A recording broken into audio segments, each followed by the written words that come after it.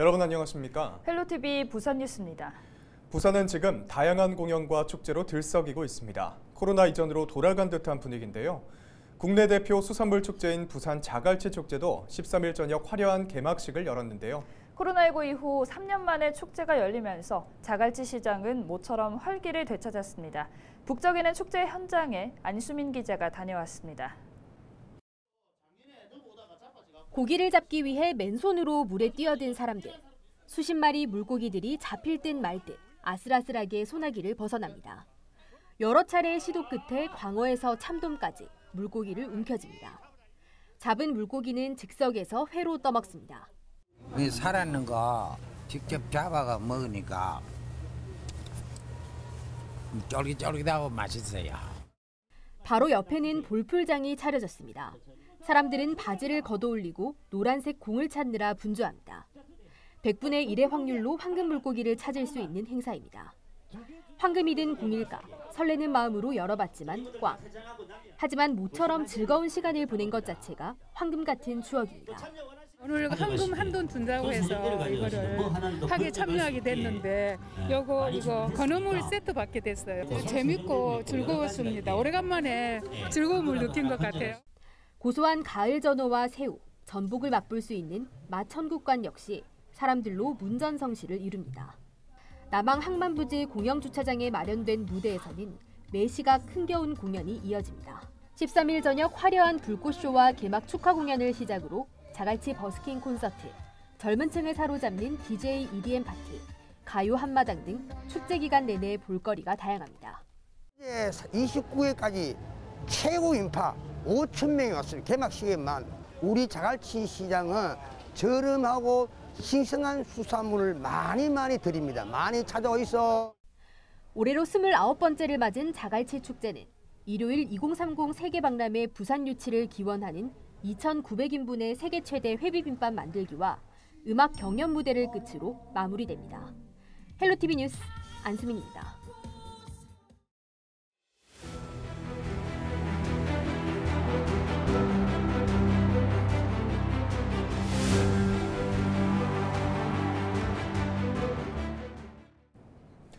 자갈치 축제가 시작됐고 부산국제영화제는 열흘간의 항해를 마쳤습니다.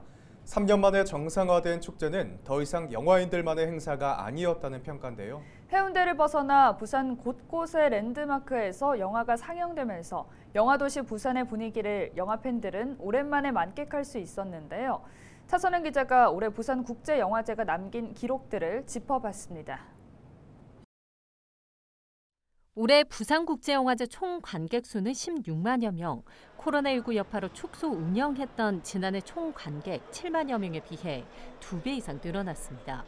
부산 지역 곳곳에서 운영된 커뮤니티 비프와 동네방네 비프 관객 역시 지난해 대비 3배 가까이 증가했습니다. 영화인들만의 잔치가 아닌 관객이 직접 만드는 영화제, 지역 밀착형 생활 영화제로 부산국제영화제의 실험이 성공했다는 평가를 받는 이유입니다. 또 배우 이영애, 강동원 등이 함께한 액터스 하우스부터 오픈토크, 게스트와의 만남 행사 등 대면 행사가 전면 정상화되면서 국내 게스트만 3천여 명이 부산을 찾았습니다. 해외 게스트와 콘텐츠 마켓 게스트까지 포함한다면 부산을 찾은 영화인은 7천여 명이 넘습니다.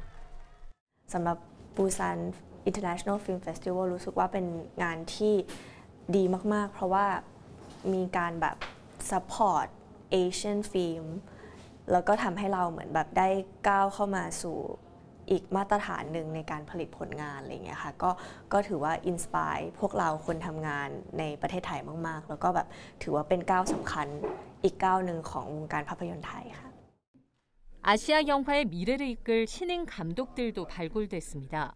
아시아 영화 경쟁 부문인 뉴 커런트 상을 수상한 대한민국 이정홍 감독의 영화 괴인은 혁신적인 촬영 기법과 현대적인 세계관을 반영한 영화로 좋은 평가를 받았습니다.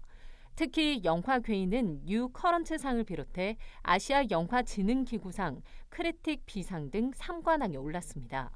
영화 괴인과 함께 자이샹카르 아리아르 인도 감독의 영화 그 여자 시반바도 다큐멘터리와 픽션의 만남으로 주목받았습니다. 관객과 함께 호흡하는 영화제로 또 다른 출발점에 선 부산국제영화제. 2019년 마지막 정상화 그 부산국제영화제 못지않게 혹은 그보다 훨씬 더 축제다운 축제가 돌아왔다 이렇게 이제 말씀드릴 수가 있을 것 같습니다. 영화가 도시의 일상이 되고 부산의 랜드마크가 영화제 행사장이 된 올해 부산국제영화제는 폐막작 한남자 상영을 끝으로 14일 막을 내렸습니다. 헬로티비 뉴스 차선영입니다. 뉴스 속 뉴스 시간입니다. 국회 국정감사에서 부산시가 장락대교 건설과 관련해 거짓 환경평가서를 제출했다는 주장이 나오면서 논란이 일고 있는데요. 오늘은 이 소식 짚어봅니다. 뉴스원 노경민 기자 연결돼 있는데요. 노 기자 안녕하십니까? 네, 안녕하세요. 네, 부산 동서 균형 발전을 위해 서부산권의 에코델타시티 등 대규모 개발이 이루어지면서 교통량 증가에 대비할 교량 건설이 시급하다는 평가가 나오고 있는데요. 이번 국정감사에서 부산시가 교량 환경 영향 평가서에 미승인 논문을 공식 문헌 자료로 인용한 사실이 드러났습니다. 먼저 이 소식 설명해 주시죠.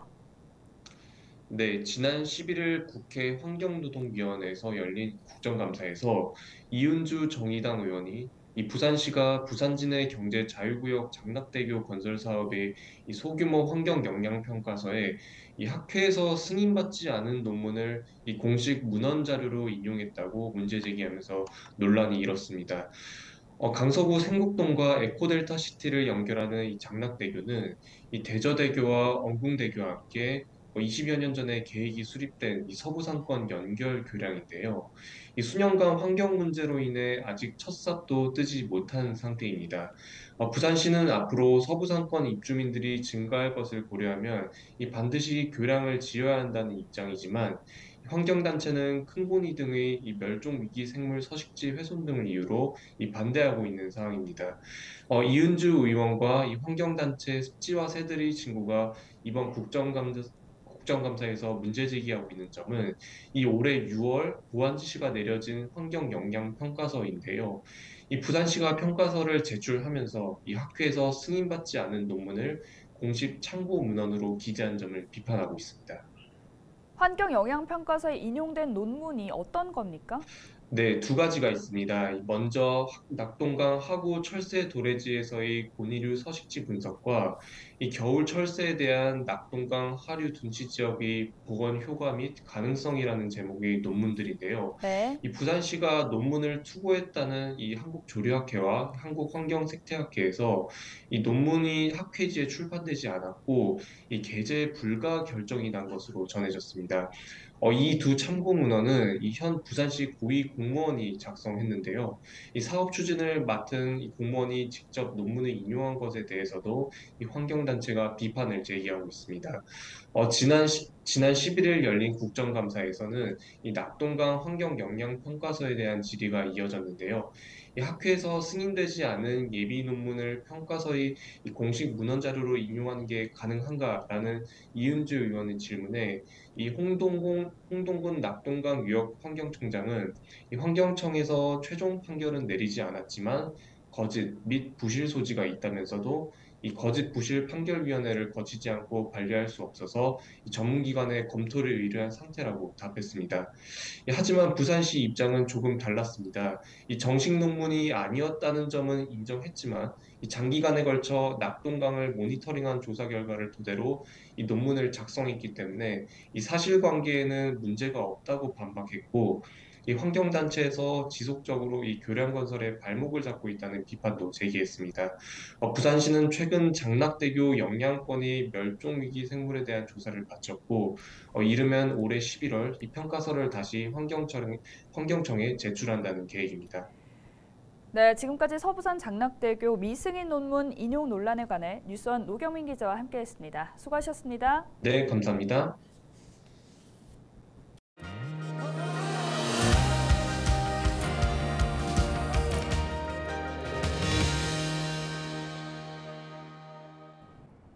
부산 곳곳에서 진행되고 있는 10월의 가을 축제, 여기에 BTS 콘서트가 진행되면서 지역에 활기를 더하고 있는데요.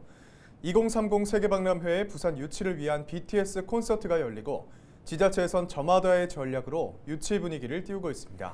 유치에 성공한다면 동구 지역은 세계박람회의 개최 장소가 될 텐데요. 동구 지역의 유치 열기를 김한식 기자가 보도합니다. 점심시간대 동구의 한 식당. 식사를 하는 손님마다 새하얀 앞치마를 두르고 있습니다. 통상 식당에 비치된 앞치마는 주류 업체에서 홍보를 위해 제공되지만 이 식당은 2030 세계박람회 유치기원 문구가 인쇄돼 있습니다. 2030년도가 더 가까이 온 것 같습니다. 상상이 되어져요. 우리 동구가 더 많이 성장하고 동구에서 이런 놀라운 이 행사를 한다니까 주민들로서 정말 행복하죠. 근데 이게 정말 이루어졌으면 그보다 더 기쁘고 반가운 게 없죠.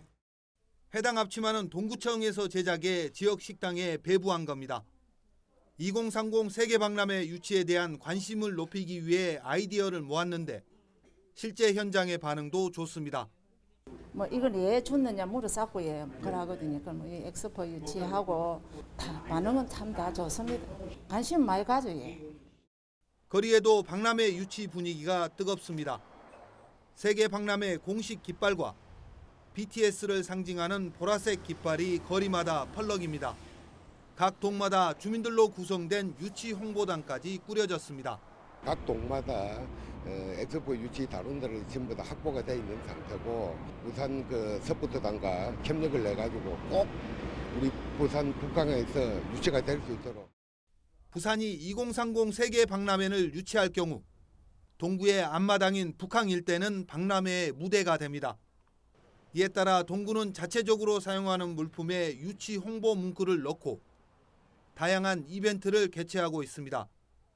또 부산 지역 16개 구군 가운데 유일하게 박람회 유치 TF까지 구성했습니다.